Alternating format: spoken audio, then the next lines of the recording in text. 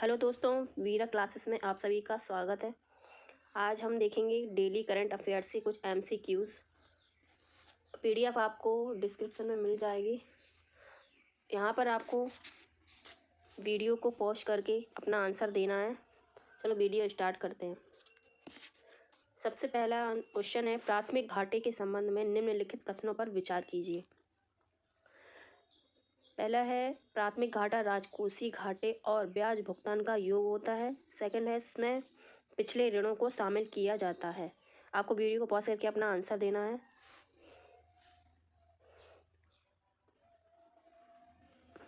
इसका सही आंसर है डी। ये यहाँ पे मैंने इसके साथ एक्सप्लेनेशन भी दिया है, देख लेते हैं ऐसे भी। प्राथमिक घाटा मतलब राजकोषीय घाटा माइनस ब्याज भुगतान। प्राथमिक घाटा का मतलब होता है चालू वित्त वर्ष के राजकोषीय घाटे से जो पिछली उधारी के ब्याज को घटा देते हैं, उसे ही प्राथमिक घाटा कहते हैं। 1997 यानी 1997-98 में इस शब्द का यूज किया गया था मिनिस्ट्री ऑफ फाइनेंस के द्वारा। और देख लेते हैं इसमें क्या है। सरकार की कुल उधार आवश्यकता में संचित ऋणों पर ब्याज प्रतिबद्धताएं शामिल होती हैं। प्राथमिक घाटा उस सीमा को दर्शाता है कि इस तरह की ब्याज प्रतिबद्धताओं ने सरकार को मौजूदा अवधि में उधार लेने के लिए कितना बाध्य किया। इसमें पिछले ऋणों को शामिल नहीं किया जाता है, ये याद रखना है आपको। और चालू वर्ष के राजकोषीय कार्यों के कारण सरकार की ऋणग्रस्तता में शुद्ध वृद्धि को दर्शाता है। वित्तीय वर्ष के दौरान राजकोषीय अंतर को कम करने के लिए प्राथमिक घाटे में कमी सरकार के प्रयासों को प्रतिबंधित करती है। सेकंड क्वेश्चन देख लेते हैं। ये हाल ही में चर्चे में रहा था, प्रधानमंत्री द्वारा ट्वीट किया गया था इनकी शताब्दी वर्ष पर। तो पहला है, पंडित भीमसेन जोशी को वर्ष 2008 में भारत रत्न प्रदान किया गया था। सेकंड है, पंडित भीमसेन जोशी कर्नाटक संगीत के स्कूल से संबंधित थे। आपको अपना आंसर देना है, वीडियो को पॉज करके देख लेते हैं इसका आंसर क्या है। इसका आंसर है ए। अब इसकी व्याख्या भी देख लेते हैं।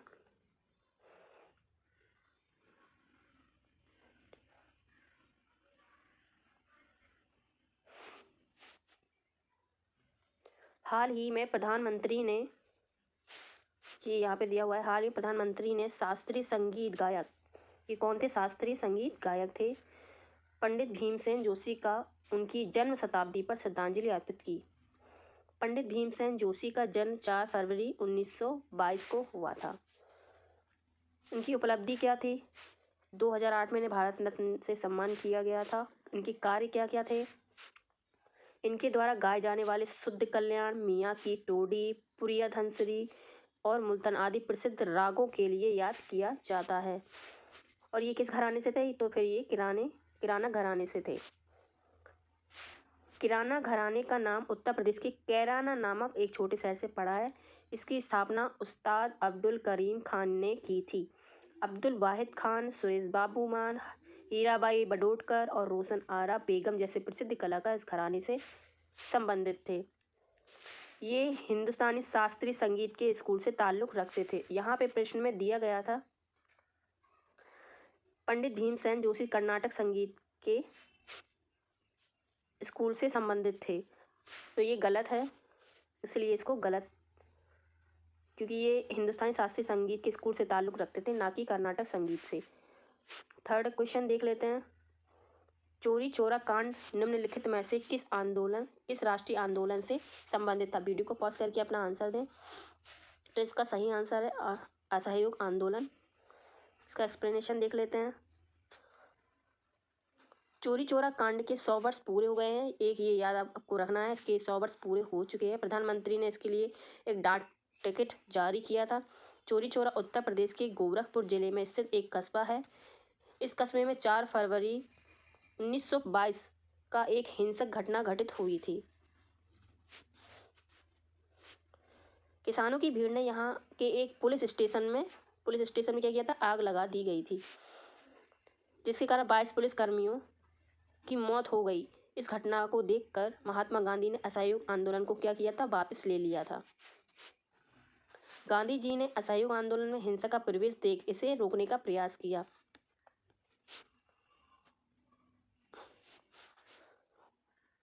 उन्होंने अपनी इच्छा कांग्रेस वर्किंग कमेटी को बताई और 12 फरवरी 1922 को यह आंदोलन उन्होंने वापस ले लिया।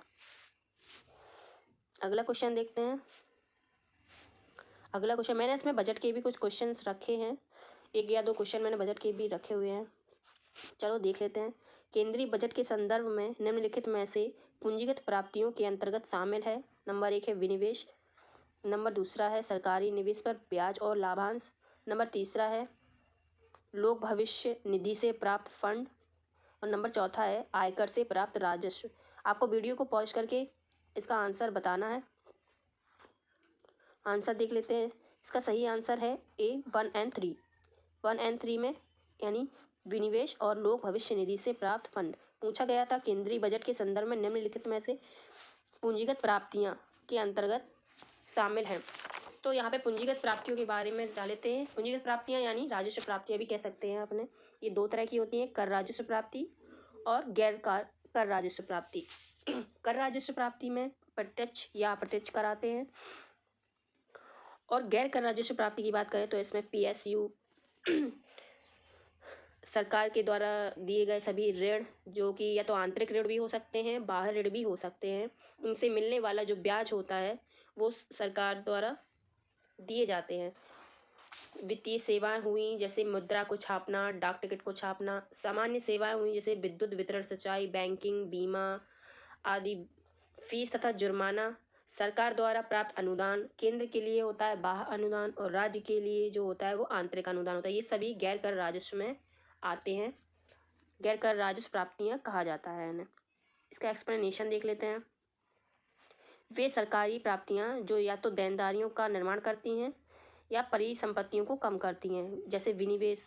देनदारियों में बताया गया था जैसे उधार, जो उधार दिया जाता है को पूंजीगत प्राप्तियां कहा जाता है। इस प्रकार जब सरकार द्वारा या तो एक देयता को बढ़ाकर या अपनी परिसंपत्तियों को बेचकर धन प्राप्त किया जाता है, उसे पूंजीगत प्राप्तियां कहा जाता है। पूंजीगत प्राप्तियों के उदाहरण है उधारी और लोक भविष्य निधि और लघु बचत जमा से धन। पूंजीगत प्राप्तियों के उदाहरण जो परिसंपत्तियों में कमी करते हैं, कौन कौन से उदाहरण है, विनिवेश और ऋणों की वसूली। सरकार द्वारा विनिवेश का अर्थ है सार्वजनिक क्षेत्र के उपक्रमों में अपने कुछ हिस्से या संपूर्ण हिस्सेदारी को बेचना। आगे चलते हैं। 5 में है प्रधानमंत्री मातृ वंदना योजना के संदर्भ में निम्नलिखित कथनों में इस पर विचार कीजिए। नंबर 1 है इसे केवल सबसे पिछड़े जिलों में एस्पिरेशनल डिस्ट्रिक्ट प्रोग्राम के तहत लागू किया जा रहा है। यह संयुक्त राष्ट्र द्वारा निर्धारित सतत विकास लक्ष्यों के लक्ष्य 3.1 का अनुपालन सुनिश्चित करती है। आपको वीडियो को पॉज करके इसका आंसर बताना है।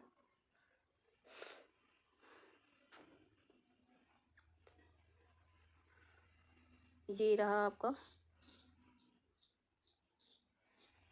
इसको आपको बताना है। तो इसका सही आंसर है केवल 2। केवल 2 यानी इसमें कहा गया था यह संयुक्त राष्ट्र द्वारा निर्धारित सतत विकास लक्ष्यों के लक्ष्य 3.1 का अनुपालन सुनिश्चित करती है। पूछा गया था कौन सा सही है, तो दूसरा सही है इसका, पहला गलत है। इसमें यहाँ पे लिखा है केवल एस्पिरेशनल, ये आपको ध्यान रखना है। एक्सप्लेनेशन देख लेते हैं इसका। भारत सरकार की मातृत्व लाभ योजना या प्रधानमंत्री मातृ वंदना योजना में वित्त वर्ष 2020 तक 1.75 करोड़ से अधिक पात्र महिलाएं शामिल हो चुकी हैं। प्रधानमंत्री मातृ वंदना योजना एक मातृत्व लाभ योजना है।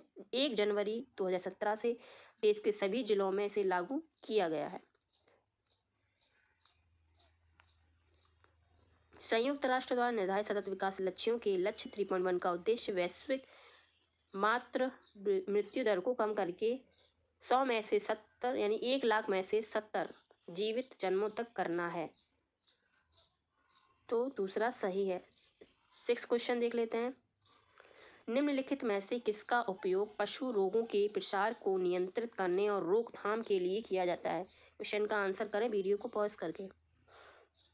तो इसका सही आंसर है डी। ये सभी दिए हुए हैं, ये आप देख लेना, ये सभी दिए हुए हैं। आगे बढ़ते हैं।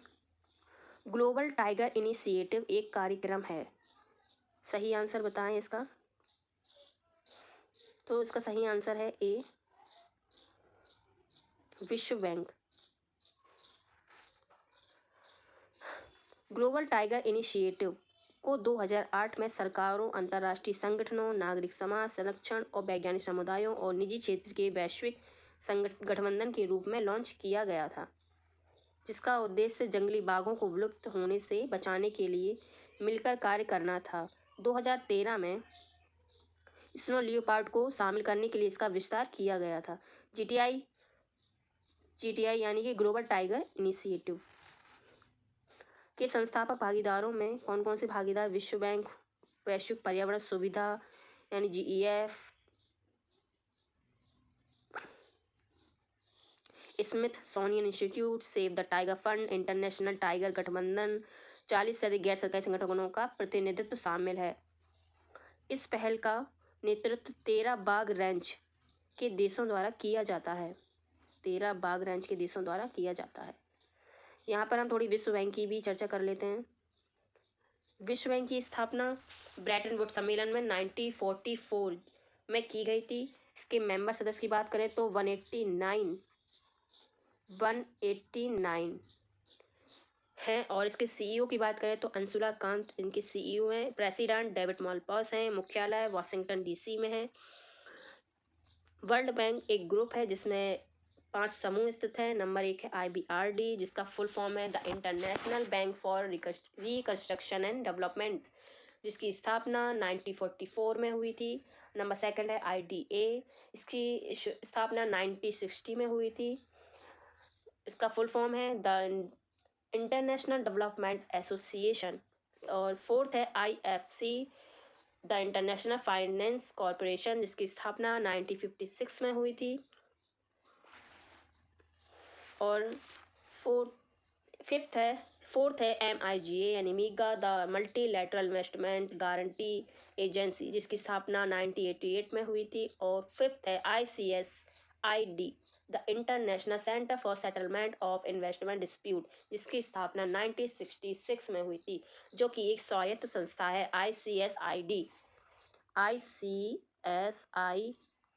ये एक स्वतंत्र संस्था है और ये 1966 में स्थापना हुई थी इसकी। ये एक अकेली संस्था है जो एक स्वायत्त संस्था है। वैसे वर्ल्ड बैंक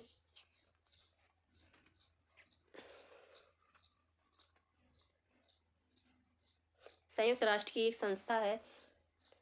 ये याद रखना है कि इसका सदस्य बनने के लिए सबसे पहले हमें IFC यानी अंतरराष्ट्रीय वित्त निगम का सदस्य बनना जरूरी है। आगे बढ़ते हैं। 8 क्वेश्चन। उपभोक्ता कल्याण कोष के संबंध में निम्नलिखित कथनों पर विचार कीजिए।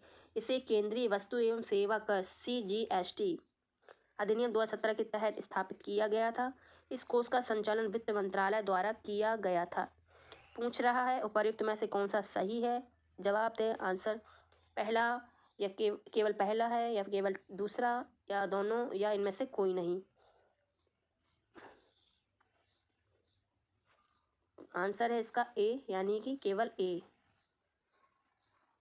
इसे केंद्रीय वस्तु एवं सेवा कर CGST अधिनियम 2017 के तहत स्थापित किया गया था उपभोक्ता कल्याण कोष को। एक्सप्लेनेशन देख लेते हैं। हाल ही में केंद्रीय उपभोक्ता मामले खाद्य और सार्वजनिक वितरण राज्य मंत्री ने संसद को उपभोक्ता कल्याण कोष के बारे में सूचित किया। इसे केंद्रीय वस्तु एवं सेवा कर CGST अधिनियम 2017 के तहत स्थापित किया गया था। वर्ष 1992 के उपभोक्ता कल्याण कोष नियमों को CGST नियम 2017 के तहत शामिल किया गया, यानी फर्स्ट सही है इसका। यह कोष राजस्व विभाग द्वारा स्थापित किया गया है। राजस्व विभाग द्वारा स्थापित किया गया, जो कि वित्त मंत्रालय के अंतर्गत आता है, न कि वित्त मंत्रालय द्वारा स्थापित किया गया था। और उपभोक्ता मामलों के विभाग, जो कि उपभोक्ता मामले खाद्य और सार्वजनिक वितरण मंत्रालय द्वारा संचालित किया जाता है, इन दोनों को मिलाकर इस कोष का इसको स्थापित किया गया था। आगे देखते हैं, लास्ट क्वेश्चन है ये। अपराध और आपराधिक ट्रैकिंग नेटवर्क और सिस्टम के संदर्भ में निम्नलिखित कथनों पर विचार कीजिए। नंबर 1 है, यह गृह मंत्रालय के राष्ट्रीय ई गवर्नेंस प्लान के तहत स्थापित एक मिशन मोड प्रोजेक्ट है। इसका लक्ष्य पुलिस कार्यालयों की कार्यवाही को नागरिक अनुकूल और अधिक पारदर्शी बनाना है। वीडियो को पॉज करके अपना आंसर दें। नंबर 1 केवल 1, केवल 2 या 1 और 2 दोनों, 1 न तो 1 न तो 2। तो वीडियो को पॉज करके आप इसका आंसर दे सकते हैं। देख लेते हैं, इसका सी सही है, 1 और 2 दोनों सी। देख लेते हैं एक बार फिर से। यह गृह मंत्रालय के राष्ट्रीय गवर्नेंस प्लान के तहत स्थापित एक मिशन मोड है प्रोजेक्ट है। इसका लक्ष्य पुलिस कार्यालयों की कार्रवाइयों को नागरिक अनुकूल और अधिक पारदर्शी बनाना है। ये दोनों सही है। एक्सप्लेनेशन देख लेते हैं। अपराध और आपराधिक ट्रैकिंग नेटवर्क प्रणाली गृह मंत्रालय का वर्ष 2009 में राष्ट्रीय ई गवर्नेंस प्लान के तहत स्थापित एक मिशन मोड है। इसे 6000 उच्च पुलिस कार्यालयों के अलावा पूरे देश में लगभग 14000 पुलिस स्टेशनों में शुरू करने का प्रस्ताव दिया गया है।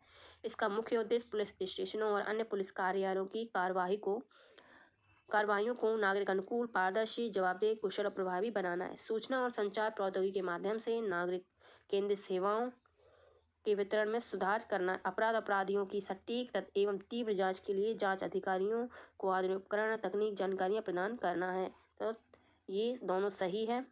वीडियो आपको कैसा लगा कमेंट में ज़रूर बताएं और मेरे वीडियो को लाइक, शेयर, सब्सक्राइब जरूर करें ऐसे वीडियो देखने के लिए। और ये डेली करंट अफेयर्स क्विज आएंगे, आप वीडियो को सब्सक्राइब कर लीजिए। Thank you very much.